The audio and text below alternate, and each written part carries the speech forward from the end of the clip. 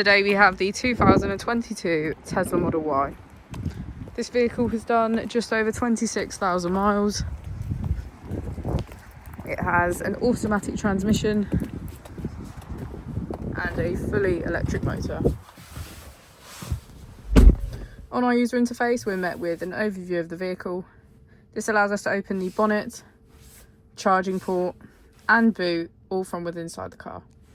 If we click on our Tesla icon in the bottom right, we can access our controls, dynamics, charging, autopilot, schedule, safety, service and software. The Model Y comes with a 360 degrees camera, and with that you can access your dash cam. If we press here, we can access our climate control with heated seats on either side, our heated screen and heated steering wheel. As we go into the back of the vehicle, we can see that it has a full leather black interior and get a good view of our panoramic roof.